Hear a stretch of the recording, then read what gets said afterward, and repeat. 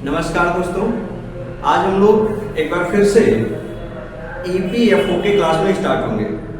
आज हम लोग ईपीएफओ का क्लास स्टार्ट हो रहा है। ये पहला लेक्चर होगा। इससे पहले हमने ईपीएफओ का सिलेबस क्या है, उसमें कौन से लोग फॉर्म भर सकते हैं, यानी कि एलिजिबिलिटी क्या है, सिलेबस क्या है, प्रीवियस ईयर के पेपर क्या है, कहाँ से क्वेश्चन पूछे जाएंगे, इस सारी बातों पे हमने डिस्कस कर रखा है।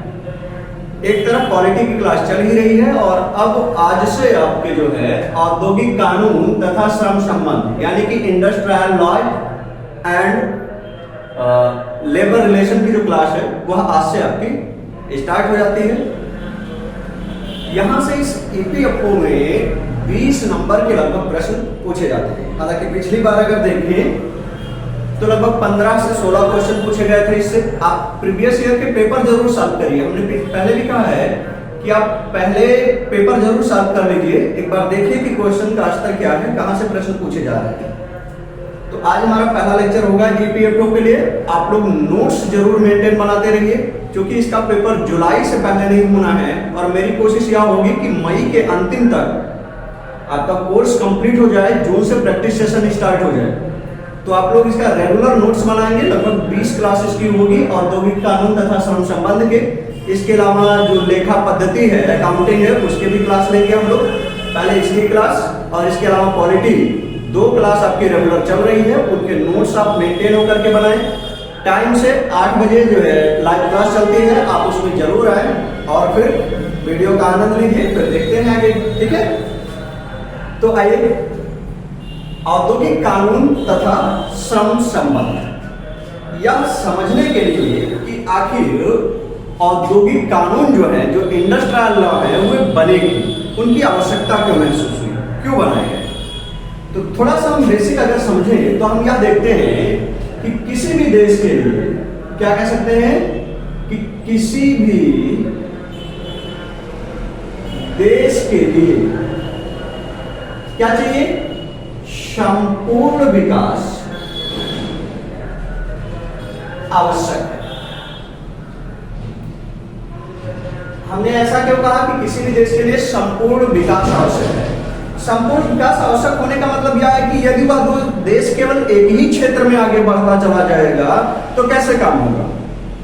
केवल कोई ऐसा देश हो जो केवल रक्षा ही उत्पाद बना रहा है, बाकी अन्य चीजें उससे नहीं हो पा रही है, उसके यहाँ की एग्रीकल्चर सिस्टम डाउन है, उसके यहाँ की जो आंतरिक मामले हैं वह डाउन है, उसके यहाँ जो प्रोडक्शन है, उत्पादन है, वह सब कम है, केवल वह उत्पाद ही बना रहा है, रक्षा उत्पाद बनाता है, तो उससे जो है देश का भला नहीं होगा। शिक्षा दर कमजोर है तो कैसे काम होगा।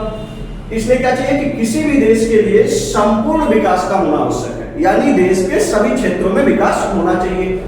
अब संपूर्ण विकास भैया कैसे होगा, तो संपूर्ण जो विकास स्थित है वह है आर्थिक विकास पर निर्भर। किस पर निर्भर है, आर्थिक विकास पर निर्भर है। यानी कि जिस देश का आर्थिक विकास होगा, 3 ऊपर की ओर है यानी आर्थिक विकास, जब आर्थिक विकास अधिक होगा तो उस देश के संपूर्ण विकास में भागीदारी हो पाएगी। भाई जिस देश का इकोनॉमिक कंडीशन डेवलपमेंट है, अच्छा है, तो वह अपने यहाँ शिक्षा के लिए अच्छे यूनिवर्सिटी, अच्छे शोध संस्थान खुलवा पाएगा, किसानों के लिए सब्सिडी अच्छे मुहैया करवा पाएगा नहीं करवा पाएगा, उसके रक्षा तंत्र भी जो है मजबूत होंगे, उसके आंतरिक जो कानून है वह भी मजबूत होंगे, उसके यहाँ के रोड, सड़कें, हर चीजें बेहतर होंगी। लेकिन कब, जब वहां का आर्थिक विकास होगा तब। अब बात यह है कि आखिर आर्थिक विकास कब होगा, तो आर्थिक विकास तब होगा जब उस देश में क्या हो, उत्पादन अधिक हो। ध्यान देना, एक बात पे ध्यान देना, यही सबसे प्रश्न बनता है, तो पॉइंट आपको नोट करते जाना है। जब उत्पादन अधिक होगा तभी आर्थिक विकास होगा। कैसे, जैसे जब किसान अनाज का उत्पादन ज्यादा करेगा तो फिर उसको बेचेगा, बेचने से उसके हाथ में रकम आएगी, जिससे उसका आर्थिक विकास होगा, और जब उसके हाथ में रकम आएगी तो फिर वह भी अपना संपूर्ण विकास कर पाएगा, अपने बच्चों को पढ़ा पाएगा, अपने लिए मकान बनवा पाएगा, गाड़ियां ले पाएगा, एक समाज मेंटेन कर पाएगा। तो उसके लिए क्या जरूरी है कि उत्पादन अधिक। एक एक कड़ी देखो कैसे जोड़ते जाता है। अब उत्पादन अधिक कब होगा, जब भाई श्रम अधिक हो। श्रम का मतलब होता है मेहनत। जब आप ज्यादा मेहनत करोगे तो उत्पादन ज्यादा होगा, उत्पादन ज्यादा होगा तो आर्थिक विकास ज्यादा होगा, आर्थिक विकास ज्यादा होगा तभी आपका संपूर्ण विकास हो पाएगा। यही किसी देश के लिए पैमाना है। अब श्रम अधिक कब होगा, यानी ज्यादा मेहनत कब किया जा सकता है, जब मेहनती लोग ज्यादा हो, यानी कि ज्यादा मेहनत तब किया जा सकता है जब मजदूर ज्यादा हो। श्रम अधिक कब होगा, जब श्रमिक अधिक होंगे, ठीक है ना। जब श्रमिक अधिक होंगे यानी जब मेहनत करने वाले लोग अधिक होंगे तो मेहनत अधिक होगा, जब अधिक मेहनत होगा तो उत्पादन अधिक होगा, जब उत्पादन अधिक होगा आर्थिक विकास अधिक होगा, आर्थिक विकास अधिक होगा तो देश का संपूर्ण विकास होगा। इतनी बातें समझ में आ गई है। अब श्रमिक अधिक कब हो सकते हैं, ज्यादा काम करने वाले लोग कब हो सकते हैं, तो भैया जब उनको अच्छा वेतन दिया जाए, उनके सुरक्षा का ध्यान रखा जाए। कोई लेबर आपके यहाँ काम करने आया तो उसको टाइम से भोजन वगैरह भी मिल जाना चाहिए, उसका वेतन मिल जाना चाहिए। इसके अलावा उसके स्वास्थ्य का ध्यान रखा जाए, उसके कल्याण का ध्यान रखा जाए।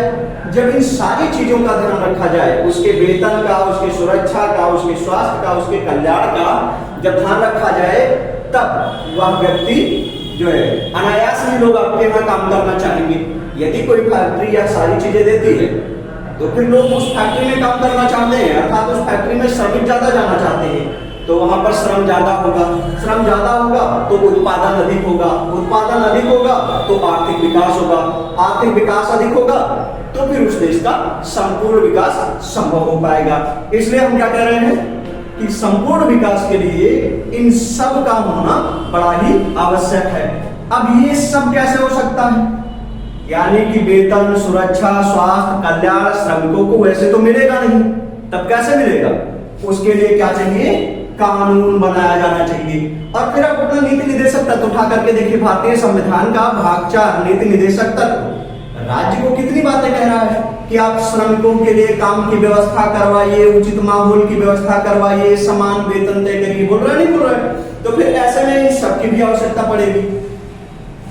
अब आखिर श्रम और इन सबकी आवश्यकता कहां से पड़ी, तो हम थोड़ा सा एक नजर डाल लेते हैं। ये तो आपकी पहली बात हो गई जहां से बेसिक प्रश्न बन जाते हैं। अब दूसरी बात सुन लीजिए। 19वीं शताब्दी में इंग्लैंड से औद्योगिक क्रांति की शुरुआत हुई। इंग्लैंड से औद्योगिक क्रांति की शुरुआत होती है।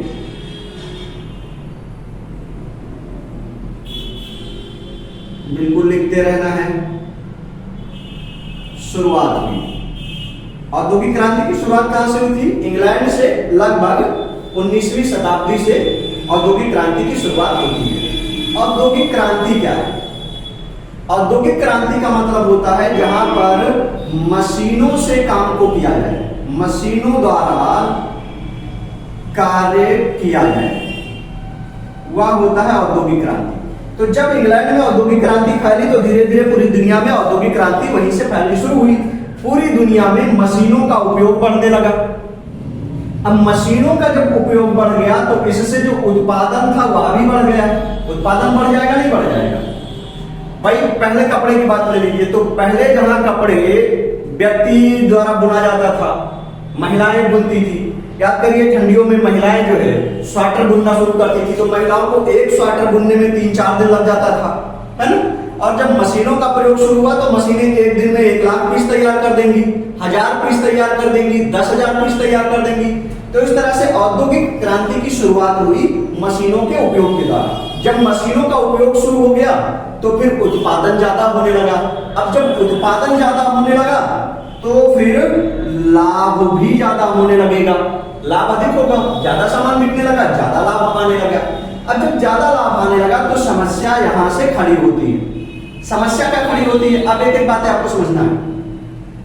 जो पूंजीपति थे, पूंजीपति जिनको हम क्या कह सकते हैं, नियोक्ता कहा जाता है। अर्थशास्त्र की भाषा में उनको नियोक्ता कहा जाता है। पूंजीपति को नियोक्ता कहा जाता है, जिनको आप मालिक कह सकते हो, यानी जो लोग फैक्ट्रियां कारखाने लगाते हैं उनकी बात हो रही है। तो नियोक्ता या पूंजीपति या मालिक एक वर्ग था जिसको बहुत लाभ चाहिए। भाई हर कंपनी लगाने वाले, फैक्ट्री लगाने वाले की अधिकतम इच्छा होती है कि वह ज्यादा से ज्यादा बचा ले, लाभ ले ले, उसे खर्च कम करना पड़े। और दूसरी तरफ श्रमिक थे या मजदूर थे। अब नियोक्ता या पूंजीपति चाहता था कि उसे मजदूरों को कम से कम वेतन देना पड़े, मजदूरों को किसी घटना के बदले मुआवजा ना देना पड़े, उनको चाय ना पिलाना पड़े तो और भी बचत होगी, उनके स्वास्थ्य के ऊपर ना ध्यान देना पड़े और भी बचत होगी। तो इनकी इच्छा थी ज्यादा से ज्यादा लाभ कमाने की, ज्यादा से ज्यादा बचत करने की। मजदूर की इच्छा क्या थी कि लाभ बढ़ा है तो हमारा भी हिस्सा बढ़े, हमें ओवर टाइम के अलग से पैसे मिल जाए, हमारी मजदूरी बढ़ जाए, एक्स्ट्रा काम के पैसे बढ़ जाए, सरकार की तरफ से या फैक्ट्री मालिक की तरफ से हमें नाश्ता मिल जाए, चाय मिल जाए, दोपहर में हमें भोजन करने के लिए भी कुछ छुट्टी मिल जाए। ये सब ये लोग चाहते थे। यह लोग चाहते थे कि छुट्टी उट्टी ना दे करके लगातार ये लोग काम करेंगे तो हमारा उत्पादन ज्यादा होगा, हम इन्हें कोशिश करें कम से कम देंगे तो हमारा बचत ज्यादा होगा। तो यहाँ पर भी हम देखते हैं कि दोनों अपने अपने लाभ चाहिए और दोनों के लाभ चाहने के कारण दोनों आपस में टकरा रहे थे। होगा नहीं होगा? दोनों के विचार आपस में क्या हो रहे थे? टकरा रहे थे। तब यहां पर भी क्या किया गया? कानून बनाना आवश्यक हो गया कि आपका क्या अधिकार है, आपका क्या अधिकार है। आपको श्रमिकों को यानी कि नियोक्ता को श्रमिक वर्ग को क्या क्या छूट देनी पड़ेगी, यह भी यहां पर आवश्यक हो गया। ठीक है ना? तो अब यही से बात करते हैं कि आखिर औद्योगिक कानून की आवश्यकता क्यों हुई है। तो यह दो चीजें हमने देख लिया कि औद्योगिक कानून की आवश्यकता क्यों पड़ती है। इतनी बातें समझ में आ गई होंगी आयोग। तो हम लोग आगे बढ़ते हैं इसके। ठीक है,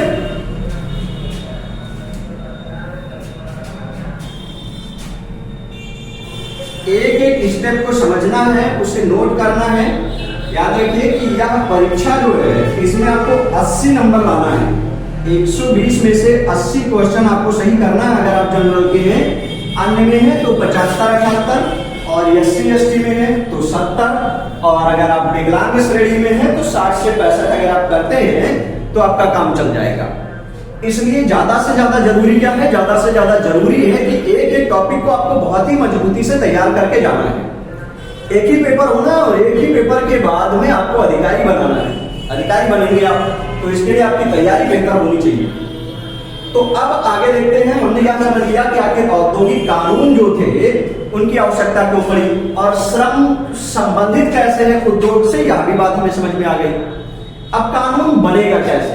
औद्योगिक कानून बनेगा कैसे? तो यहां पर बनने के लिए किसकी आवश्यकता थी? एक तो आधार की आवश्यकता थी कि किस बेस पर कानून बनाया जाए। कानून बनाया जाए उसका आधार क्या होगा, किस बेस पर कानून बनाया जाए। और दूसरी बात यह है कि कितने प्रकार के बनाए जाने चाहिए। उद्योग के लिए अलग बनाए, मजदूरों के लिए अलग बनाए, दिन में काम करने वालों का, रात में काम करने वालों का, फैक्ट्रियों में महिलाएं काम करती हैं तो उनके लिए भी, पुरुष काम करते हैं उनके लिए, कुछ बच्चे काम करते हैं उनके लिए, गर्भवती महिलाओं के लिए। तो कितने प्रकार के कानून बनाए जाए, यह भी एक समस्या थी। और दूसरा, अगर बनाया जाए तो उनका बेस क्या होना चाहिए, किस आधार पर वे कानून बनाए जाएंगे, इसकी भी आवश्यकता थी। तो लिखना है, अब आपको पॉइंट डाल के लिखना है कि औद्योगिक कानून के आधार अथवा जो सिद्धांत हैं वह 4 हैं। औद्योगिक कानून के जो आधार हैं या सिद्धांत हैं वे कितने सिद्धांत पर बनाए गए हैं? तो वे 4 सिद्धांतों पर बनाए गए हैं। पहला है सामाजिक न्याय का सिद्धांत। सामाजिक न्याय का सिद्धांत पर बनाया गया। दूसरा है सामाजिक कल्याण का सिद्धांत। कल्याण का सिद्धांत। फिर तीसरा है राष्ट्र के आर्थिक विकास का सिद्धांत। आर्थिक विकास का सिद्धांत। और इसके अलावा चौथा है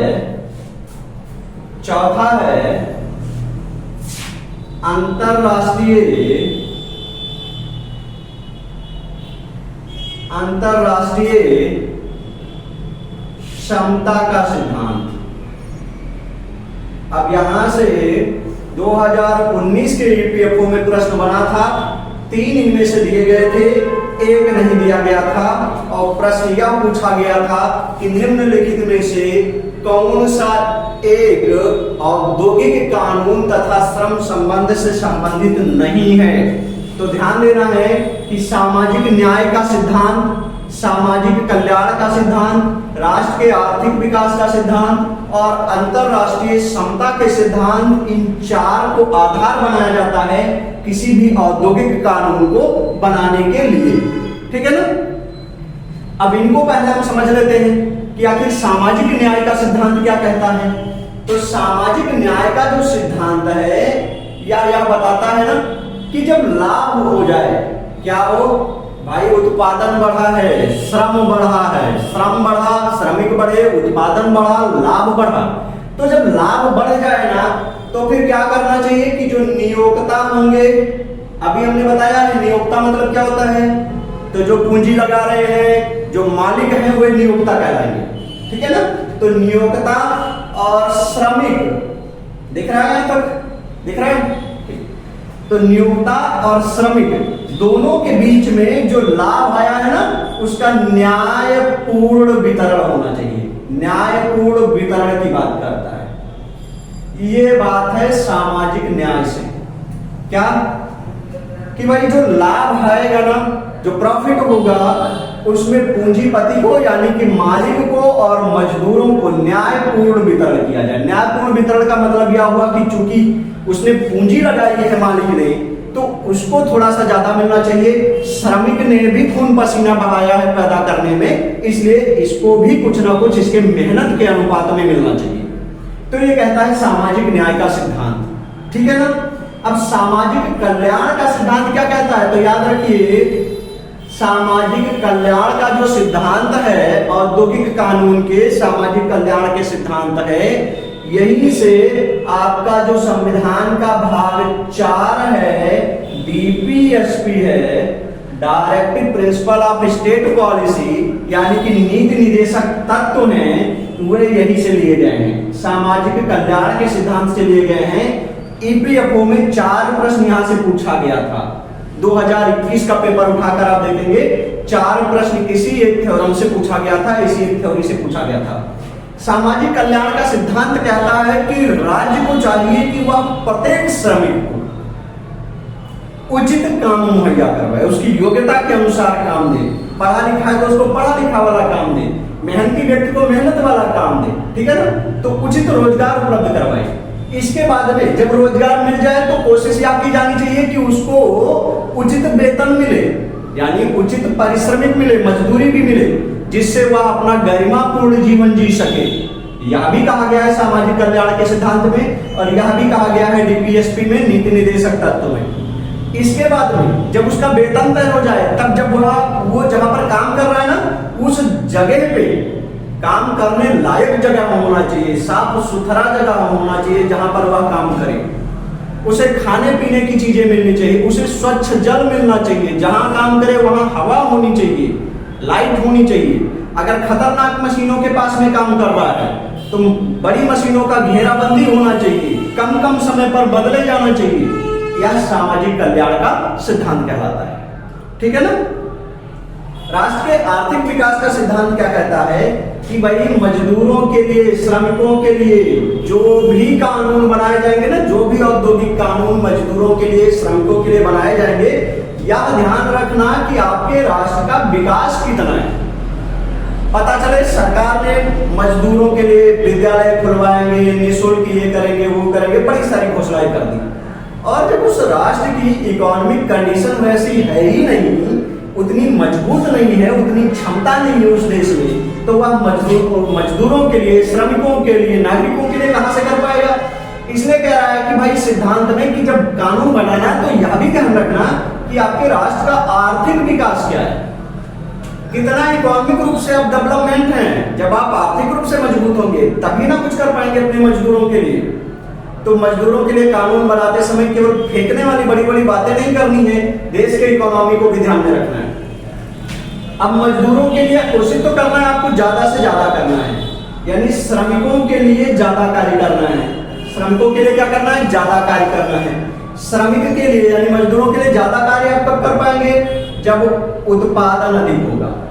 भाई किसी देश में उत्पादन अधिक होता है तो देश जो है उसका निर्यात करेगा विदेशों में, उसके पास पैसा आएगा, वह अपने मजदूरों को ज्यादा मजदूरी दे पाएगा। तो किसी भी देश में श्रमिकों की दशा सुधारने के लिए क्या जरूरी है कि उस देश में उत्पादन अधिक हो। अब जब उस देश में उत्पादन अधिक होगा तो फिर यह समझ लेना है कि उत्पादन अधिक होने के लिए क्या जरूरी है कि जो मजदूर है ना, जो मजदूर है ना भाई वहां पर विरोध ना करें, औद्योगिक जो शांति है उसको बनाए रखें। कभी कभी आप देखते हैं कि मजदूर लोग क्या कर देते हैं, हड़ताल कर देते हैं, तालाबंदी कर देते हैं, है ना, काम बंदी कर देते हैं। ऐसा देखते नहीं देखते कि मजदूर हड़ताल पे बैठ गए, तालाबंदी पे बैठ गए हैं, काम बंद करके बैठ गए। तो जब वे तालाबंदी हड़ताल करेंगे मजदूर लोग तो उत्पादन रुकेगा ना, उस दिन तो कुछ वो बनाएंगे नहीं, तो उत्पादन रुकेगा, उत्पादन रुकेगा तो देश का आर्थिक विकास रुकेगा, और जब देश का आर्थिक विकास रुकेगा तो भैया मजदूरों को अच्छी चीजें कहां से दे मिलेगी, अच्छा वेतन कहां से दे मिलेगा, उनके लिए अच्छी व्यवस्था कहां से की जा सकती है। यानी कि राष्ट्र के विकास के लिए, श्रमिकों के विकास के लिए, उत्पादन के विकास के लिए, अधिकतम उत्पादन के लिए जरूरी क्या है कि औद्योगिक शांति बनी रहे। मजदूर भी हड़ताल ना करें, तालाबंदी ना करें, कामबंदी ना करें। और ये मजदूर कब नहीं करेंगे, जब फिर एक बार बात आ जाती है कि क्या होना चाहिए, अच्छे नियम होने चाहिए, अच्छे नियम होने चाहिए जिससे मजदूर वर्ग संतुष्ट रहे, वे तालाबंदी इत्यादि करने पर ना उतर आए, सड़क जाम करने पर ना उतर आए। ऐसा होता नहीं होता, वह तो काली पट्टी बांध के उतरते हैं, पीली पट्टी। अच्छा, इस मामले में हमें जापान से सीखना चाहिए। जापान में जब मजदूरों को, श्रमिकों को अपना वेतन बढ़ाना होता है तो वह लोग जो है हड़ताल नहीं करते हैं, नहीं, तालाबंदी नहीं करते, बिल्कुल नहीं करते, हड़ताल तालाबंदी ये सब नहीं करते, बल्कि जानते हैं वो लोग अपने काम करने के घंटे बढ़ा देते हैं, छुट्टी लेना बंद कर देते हैं। दिन में काम करेंगे, रातियों में काम करेंगे, दोपहर में भी काम करेंगे, यानी काम करना नहीं बंद करेंगे, खाने पीना सब छोड़ देंगे, केवल काम करते रहेंगे।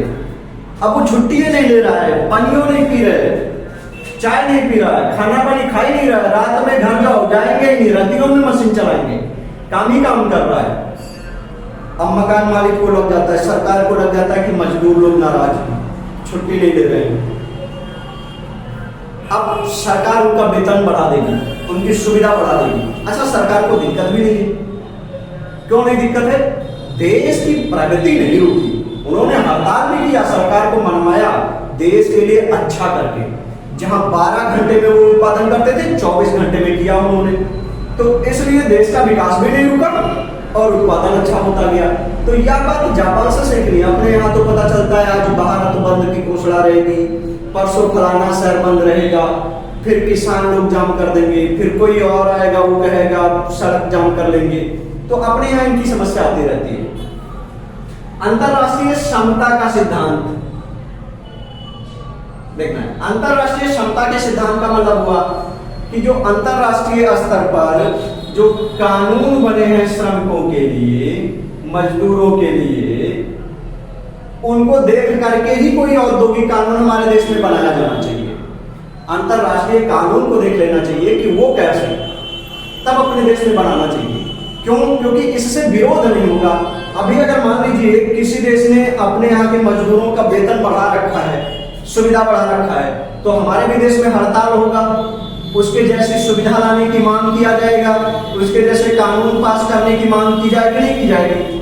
तो इसलिए अंतरराष्ट्रीय समता का सिद्धांत भी दिया गया कि जब भी कोई औद्योगिक कानून बनाइए तो इनको भी ध्यान में रखिए कि अंतरराष्ट्रीय स्तर पर उसी बात को लेकर के किस किस तरह के कानून बनाए गए हैं, तो इनका भी देखा जाना जरूरी होता है। ठीक है ना। और इसी के लिए हम जानते हैं कि 1919 में अंतरराष्ट्रीय श्रम संगठन की स्थापना कर दी गई थी।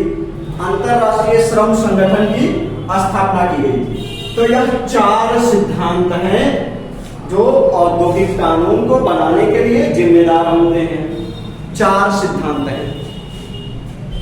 अब हम इन 4 सिद्धांतों के आधार पर जब कानून बनता है तो हम जान लेते हैं या कितने प्रकार के कानून बनते हैं, औद्योगिक कानून कितने प्रकार के होते हैं। अब यहां से आप अपने प्योर सब्जेक्ट में एंट्री ले रहे हैं कि औद्योगिक कानून आखिर कितने प्रकार के होते हैं। तो औद्योगिक कानून 2 प्रकार के होते हैं, यानी 2 चीजें ध्यान में रख करके कानून बनाई जाती है। 2 प्रकार के औद्योगिक कानून होते हैं। पहला है, नोट करना है, उद्योग तथा श्रम उपबंध। मैं आपको मीनिंग भी बताता रहूंगा। उपबंध का मतलब होता है कानून, यानी उद्योग तथा श्रम के लिए कानून, उद्योग तथा श्रम उपबंध। और दूसरा जो देखकर बनाया जाता है वह है सामाजिक कल्याण उपबंध, यानी समाज के कल्याण के लिए भी जो कार्य किया जाए वह भी औद्योगिक कानून के अंतर्गत आता है। जैसे आप पढ़ते हैं ना, मजदूरों का बीमा किया जा रहा है, जीवन बीमा पॉलिसी जो मजदूरों के लिए आई है तो वो सामाजिक कल्याण के लिए है। जो गर्भवती महिलाएं हैं उनको फैक्ट्रियों में काम के घंटे में छूट दी जाती है, आराम करने की छूट दी जाती है, यानी कि मातृत्व लाभ योजना जैसे कि आया था 1961 में। तो इस टाइप की जो चीजें हैं वे सामाजिक कल्याण में प्रयुक्त होती हैं। उद्योग तथा श्रम उपबंध क्या है, अब आइए एक एक को हम लोग देखते हैं। तो इसके लिए सबसे पहला जो है, अभी आप नोट करेंगे फिर एक एक को हम लोग पढ़ते हैं। कारखाना अधिनियम। कारखाना अधिनियम, जब हम उद्योग तथा श्रम उपबंधों को पढ़ रहे होंगे तो हमें कारखाना अधिनियम 1881 को पढ़ना है। यहीं से भारत में उद्योग और औद्योगिक कानून बनने शुरू हुए हैं, कारखाना अधिनियम 1881 में। उसके बाद में आया कारखाना अधिनियम 1891। उसके बाद में आया कारखाना अधिनियम 1911। उसके बाद में कारखाना अधिनियम 1922। उसके बाद में कारखाना अधिनियम 1924। उसके बाद 24 नहीं है, 34 है। उसके बाद में कारखाना अधिनियम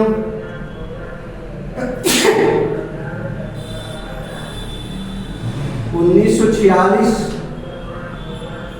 कारखाना अधिनियम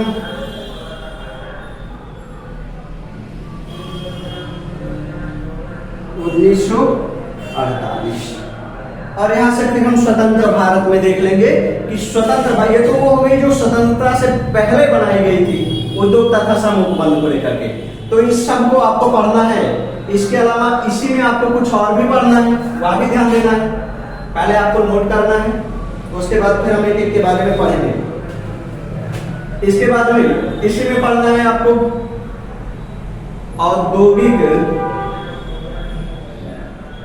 विवाद अधिनियम 1947। इसके बाद ये 6वां पॉइंट हो गया था, ये 7वां पॉइंट हो गया। श्रमिक संघ अधिनियम यह आया था 1926 में। इसके बाद में भृत्य भुगतान अधिनियम यह आया है 1936 में।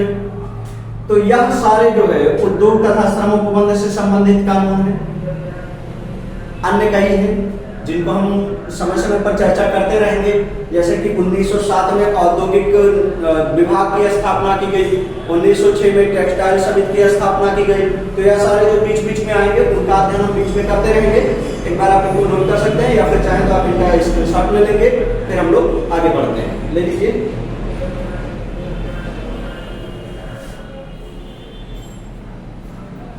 तो हो गया है, आगे बढ़ जाए। चलिए आगे बढ़ते हैं। तो इनको हटा लेना है। तो श्रम उद्योग तथा श्रम उपबंध से संबंधित आपको 9 नियम पढ़ने हैं, 9 कानून पढ़ने हैं, आपको यह समझ के रखना है। अब जो एक प्रकार पढ़ लिया, अब दूसरा प्रकार जो है वो क्या कहता है, सामाजिक कल्याण, सामाजिक कल्याण का उपबंध जो है, यानी सरकार को समाज के कल्याण को ध्यान में रख करके क्या क्या काम सरकार करती है, तो इसको ध्यान में रख करके कार्य किया जाना है। तो पहला है, देखिए, कर्मचारी जीवन बीमा निगम अधिनियम 1948 में आया है, कर्मचारी जीवन बीमा निगम अधिनियम। इसके अलावा कर्मचारी प्रोविडेंट फंड अधिनियम 1952 में आया है। एक मिनट। इसके अलावा खदान अधिनियम 1952 में आया है, खदान अधिनियम। इसके अलावा मातृत्व लाभ अधिनियम, यह 1961 में आया है।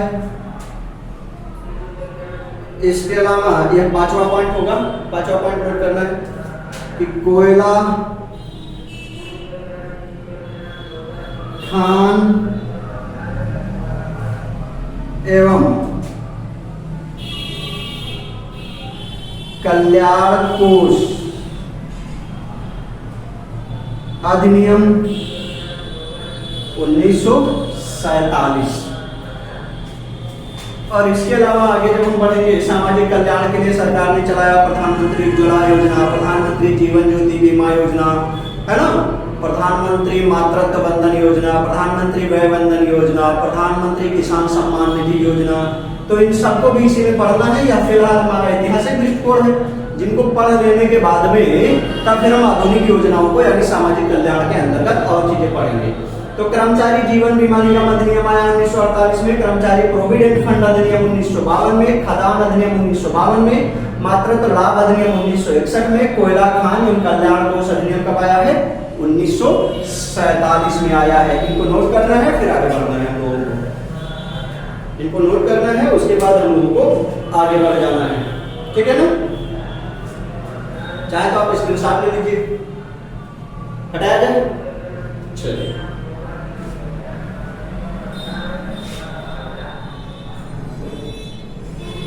एक एक बातें आपको नोट करते रहना है, तैयारी करती रहनी है। ध्यान रखना है कि यह एक महत्वपूर्ण सेगमेंट है, जहां से पेपर में प्रश्न पूछा ही जाना है। यह एक महत्वपूर्ण भाग है। अब आगे हम लोग देखते हैं, जो हमने श्रमिक उपबंध पढ़ा है, यानी जो उद्योग एवं श्रम कानून पढ़ा है, और जो कल्याण कोष सामाजिक कल्याण के लिए पढ़ा है, इन्हीं को हमें विस्तार से पढ़ लेना है।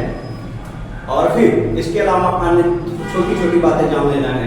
और इतनी बातें यदि हम पढ़ लेते हैं तो हम ये कह पाएंगे कि जो औद्योगिक कानून तथा श्रम संबंध है वह लगभग हमारा तैयार हो गया है, ठीक है ना। तो एक एक बातें हमें सीखना है।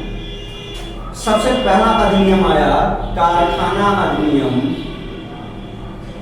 कारखाना अधिनियम 1881। जिस समय यह आया, लॉर्ड रिपन जो है वह गवर्नर जनरल थे, या कह लीजिए वायसराय थे। लॉर्ड रिपन ने भारत में स्थानीय तमाम सारा सुधार किया है, हम सब जानते ही हैं। और इन्हीं के समय में कारखाना अधिनियम भी आया था। थोड़ा सा इसके बैकग्राउंड के बारे में जान लेते हैं। दरअसल जब औद्योगिक क्रांति शुरू हुई तो मशीनों का उपयोग बढ़ा। अब मशीनों का जब उपयोग बढ़ा तो ये मान लिया गया कि जो मजदूर हैं वो कुछ भी नहीं करते हैं, केवल मशीनों के सहायक हैं, यानी कि बटन ऑन करने वाले, ऑफ करने वाले लोग हैं, या मशीनों को चलाने वाले केवल लोग हैं, वो काम नहीं करते, केवल मशीनों को चलाते हैं। तो मजदूरों पर इसीलिए जो कारखानों के मालिक होते थे, जो नियोक्ता होते थे, उन्होंने मजदूरों पर बहुत विशेष ध्यान नहीं दिया या देना उचित नहीं समझा। तब सरकार को इसमें हस्तक्षेप करना पड़ा। सरकार ने हस्तक्षेप किया और एक अधिनियम आया, कारखाना अधिनियम 1881, जो लॉर्ड रिपन के समय में लाया गया था। ठीक है ना। अब आइए जानते हैं कि यह क्या है कारखाना अधिनियम 1881, इसमें क्या क्या प्राविधान थे और इसकी कमियां क्या थी। ठीक है ना, तो जान लेते हैं। इसके तहत सबसे पहले कारखाना की परिभाषा दी गई। कारखाना की परिभाषा यानी कि कंपनी क्या है, कारखाने क्या है, फैक्ट्रियां क्या है, इसकी परिभाषा सबसे पहले कब दी गई? 1881 के अधिनियम में। कारखाना अधिनियम की बात कर रहे हैं। क्या दिया गया कि कोई भी ऐसी जगह जहां पर, अब सब पॉइंट वाइज लिखना है। पहला पॉइंट क्या कि जहां मशीनों से काम किया जाता हो, मशीनों से कार्य होता हो। दूसरी बात, जहां पर 100 से अधिक श्रमिक काम करते हो, कार्य करें। दो बातें, जहां मशीनों से कार्य हो, जहां पर 100 से ज्यादा श्रमिक कार्य करते हो। और तीसरी बात, समय को लेकर के दिया गया। क्या दिया गया कि वर्ष में कम से कम 8 माह कार्य होता हो, यानी 4 माह छोड़ करके कम से कम 8 माह तक वो काम करते हो एक वर्ष में, तो ऐसे जगह को क्या कहा जाएगा? कारखाना कहा जाएगा। बाबू एक बार फिर से देख लो कि कारखाना की परिभाषा 1881 में दी गई। क्या कहा गया? जहां मशीनों से काम किया जाता हो, जहां 100 से ज्यादा लेबर हो, जहां पर वर्ष में कम से कम 8 महीने तक लेबर काम करते हो, प्रोडक्शन होता हो, उत्पादन होता हो, उसे कारखाना कहा जाएगा। ठीक है ना, बढ़िया है। अब उसे कारखाना कहा जाएगा। गुड। तो कारखाने में काम कैसे होगा? अब कारखाने में काम करने वाले लोगों में पुरुष, महिला और कौन होंगे? बालक होंगे। पुरुष होंगे, महिलाएं होंगी और बालक होंगे। इस अधिनियम में सबसे ज्यादा ध्यान केवल बालक पर दिया गया। महिला के बारे में कुछ नहीं कहा गया था, पुरुष के बारे में कुछ नहीं कहा गया था। ध्यान देना, यहाँ से प्रश्न बनता रहता है कि पहला कारखाना अधिनियम किससे संबंधित है? तो बाल श्रम से संबंधित है, बालक श्रमिक से संबंधित है। क्या कहा गया था? तो इसमें यह कहा गया था कि जो 7 वर्ष से लेकर के और जो 9 वर्ष के बीच में है वे बालक हैं। 7 वर्ष से 9 वर्ष के बीच में जो है वे बालक हैं और बालक काम कर सकते हैं। बालक काम कर सकते हैं। 7 साल से जो नीचे होंगे वे बालक नहीं, वे शिशु समझे जाएंगे, उन्हें काम नहीं करना है। ध्यान देना है एक बार फिर से कि 7 साल से जो नीचे होंगे वे शिशु होंगे, उन्हें काम नहीं करना है। 7 साल से 9 साल तक जब तक वह है वह बालक कहलाएगा। उसे काम करना है 9 घंटे प्रतिदिन। कितना काम करना है? 9 घंटे, 9 आवर पर डे उसे काम करना है बालक को। और 9 साल से बड़ा होने पर वह क्या माना जाएगा? वह पुरुष मान लिया जाएगा। और पुरुष और महिलाओं के लिए कुछ नहीं कहा गया कि ये कितने घंटे काम करेंगे। इन्हें तो दिन रात फैक्ट्रियों में काम पर लगाए रखा जाता था, कोई आराम नहीं। संडे मंडे हर दिन इनको काम ही करना होता था, कोई आराम नहीं। बालकों के लिए कर दिया गया, यानी 7 से 9 साल के लोग जो होंगे वे जब काम करेंगे वे एक दिन में 9 घंटे काम करेंगे। और जब 9 घंटे काम करेंगे बीच में उन्हें 1 घंटे का विश्राम मिलेगा। 1 घंटे क्या मिलेगा? विश्राम मिलेगा, यानी 1 घंटे का उनका लंच होगा। यह भी जान लेना। और इसी अधिनियम में कहा गया कि जो बालक होंगे उनको सप्ताह में 1 दिन, सप्ताह में 1 दिन की छुट्टी मिलेगी या महीने में 4 दिन की छुट्टी मिलेगी। ठीक है ना। तो इस तरह से पहला कारखाना अधिनियम था। एक बार फिर से देखो कि पहले कारखाने अधिनियम में कारखाना की परिभाषा बताई गई, जहां मशीनों से काम होता हो, जहां 100 से अधिक श्रमिक काम करते हो, जहां वर्ष में 8 महीने काम होता हो, वह कारखाना है। वहां पर पुरुष, महिला और बालक काम करेंगे। पुरुष और महिला के लिए इस अधिनियम में कोई बात नहीं की गई, बात की गई बालक की। बालक की परिभाषा बताई गई कि 7 से 9 साल तक बालक कहलाएंगे। 7 साल से कम वर्ष के बच्चों को काम पर रखने पर मना किया गया। 7 से 9 साल के जो बच्चे होंगे उन्हें बालक कहा गया और बाल श्रम को मान्यता दी गई। 9 घंटे प्रतिदिन काम करेंगे, 1 घंटे लंच मिलेगा, सप्ताह में 1 दिन छुट्टी मिल जाएगी। इतनी बातें पहले कारखाना अधिनियम में की गई। अब इसमें ध्यान दीजिए कि महिलाओं के लिए और पुरुषों के लिए कोई बात नहीं की गई कि ये कितने घंटे काम करेंगे, इन्हें भी छुट्टी मिलेगी नहीं मिलेगी, इनको भी लंच का टाइम मिलेगा नहीं मिलेगा, इस बारे में कोई बात नहीं की गई इसमें, ठीक है ना। अब जब बात नहीं की गई तब क्या होता है कि 1890 में, इसको स्टार मार के नोट करना है, 1890 में बर्लिन में प्रथम अंतरराष्ट्रीय श्रम सम्मेलन का आयोजन किया गया। अंतरराष्ट्रीय श्रम सम्मेलन का आयोजन किया गया था। यहां से एक प्रश्न और पता चला कि अंतरराष्ट्रीय श्रम सम्मेलन का आयोजन पहली बार कहां किया गया था, तो बर्लिन में किया गया था। कब किया गया था, तो 1890 में किया गया था, ठीक है ना। तो वहां पर यह कहा गया इस सम्मेलन में कि भाई बालकों के लिए, महिलाओं के लिए, पुरुषों के लिए कुछ नए कानून बनाए जाने चाहिए कारखानों में काम करने को लेकर के, ठीक है ना। इसमें कहा गया कि कुछ नए कानून बनाए जाने चाहिए कारखानों में काम करने को लेकर के। तब भारत सरकार ने भी, भारत सरकार का मतलब यह हुआ कि तत्कालीन ब्रिटिश सरकार ने भी भारत में कुछ सुधार किया। और क्या सुधार किया कि जो कारखाना अधिनियम 1881 था, इसमें संशोधन कर दिया गया और नया अधिनियम आया, कारखाना अधिनियम 1891। कारखाना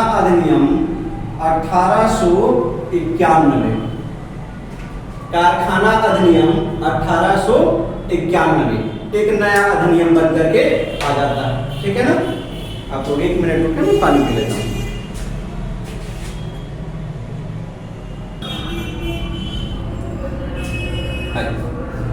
तो कारखाना अधिनियम 1891 को देखते हैं। ये दूसरा कारखाना अधिनियम है। कब ये बना, जब 1890 के बर्लिन सम्मेलन में दबाव पड़ा। अब इसमें एक बार फिर से कारखाने की परिभाषा दी गई। कारखाने की परिभाषा इस बार क्या दी जा रही है, इसको देख लीजिए। कारखाने की परिभाषा दी गई कि जहां 50 से अधिक श्रमिक कार्य करते हैं,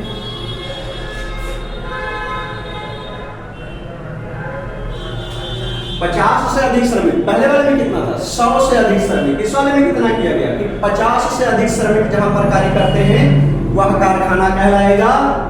जहां पर मशीन से कार्य किया जाता है वह कारखाना कहलाएगा। अब इसके बाद में इसमें जो बालक वर्ग थे उनकी नई परिभाषा बना दी गई। बालक कहा गया कि जो 9 वर्ष से 14 वर्ष तक होंगे वे बालक होंगे। याद रखना कि दूसरे कारखाना अधिनियम में कहा गया 9 वर्ष से 14 वर्ष तक बालक होंगे, यानी कि 9 साल से कम उम्र के जो होंगे उन्हें शिशु कहा जाएगा और वे काम नहीं करेंगे। 9 साल से कम उम्र के बच्चों को फैक्ट्रियों में काम करने पर रोक लगा दिया गया और 9 से 14 साल तक के जो कार्यकर्ता जो होंगे वे बालक कहलाएंगे और इसे बाल श्रमिक नाम दिया गया। क्या नाम दिया गया, बाल श्रमिक नाम दिया गया। और जो बाल श्रमिक होंगे उन्हें प्रतिदिन 7 घंटे काम करना होगा। पहले वाले में कितना घंटा था, पहले वाले में 9 घंटा था। इस बार कितने घंटे कर दिया गया कि भैया 7 घंटे काम करना है। 9 साल से कम होंगे तो काम पे नहीं रखेंगे, 14 साल तक के होंगे तब तक 7 घंटे करोगे, उसके बाद जब होगे तब करते जाओगे, ठीक है ना। इसके बाद में अगला क्या हुआ कि स्त्री, पुरुष और बाल श्रम यानी बालक सबके लिए साप्ताहिक छुट्टी की घोषणा की गई, साप्ताहिक छुट्टी की घोषणा कर दी गई। और इसके अलावा मध्याह्न में, मध्याह्न मतलब दोपहर में भोजन करने की छुट्टी दी गई। भोजन की छुट्टी जिसको आप लंच कहते हैं ना, तो वह लंच व्यवस्था भी कब आया था? 1891 में आया। 1891 में कारखाने की नई परिभाषा, 50 से ज्यादा श्रमिकों से कहा जाएगा, मशीन से काम किया जाएगा। बालक के लिए 9 से 14 वर्ष तक की परिभाषा बना दी गई। 9 साल से कम उम्र के बच्चों को कारखानों में काम करने पर रोक लगा दिया गया। 14 साल तक के जब तक वे होते हुए बालक कहलाते, उन्हें 7 घंटे काम करना था। स्त्री, पुरुष और बालक सबको सप्ताह में छुट्टी दी जाएगी। याद रखिए कि 1881 वाले में केवल बालक को सप्ताह में छुट्टी दी जानी थी और लंच दिया जाना था।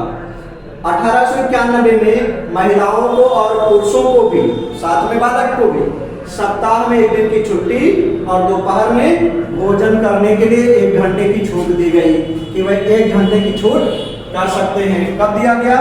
1891 में।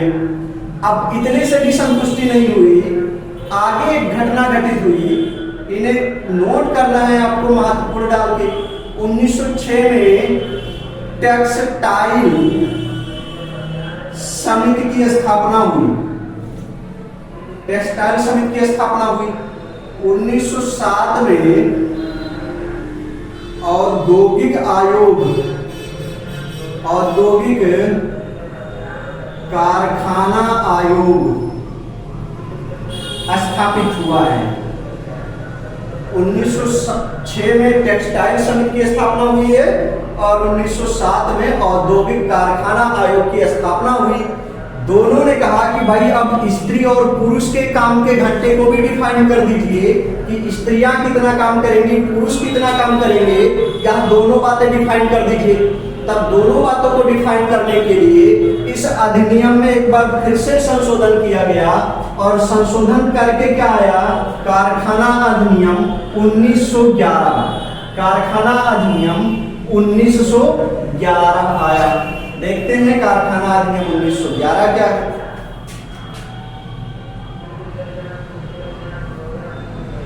1911 कारखाना अधिनियम 1911 फिर आया। अब 1911 के अधिनियम में क्या किया जा रहा है? इसमें कारखाने की परिभाषा नहीं बताई गई। जो परिभाषा थी वही रेगुलर रह गया, इसमें कोई परिभाषा नहीं तय किया गया। इसमें जो श्रमिक थे उनको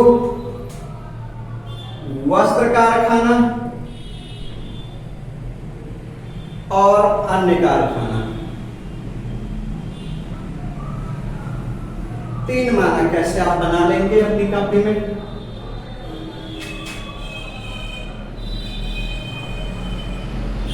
श्रमिक में क्या कहा गया कि भैया जो पुरुष होंगे, अगर कोई पुरुष किसी कपड़े की फैक्ट्री में काम करता है, वस्त्र कारखाने में काम करता है, तो उसे 12 घंटे पर डे काम करना पड़ेगा। 12 आवर पर डे काम करना पड़ेगा। पुरुष को वस्त्र कारखाने में 12 घंटे काम करना पड़ेगा प्रतिदिन, ये तय किया गया। और अगर किसी को अन्य कारखाने में काम करता है तो कोई प्रतिबंध नहीं था।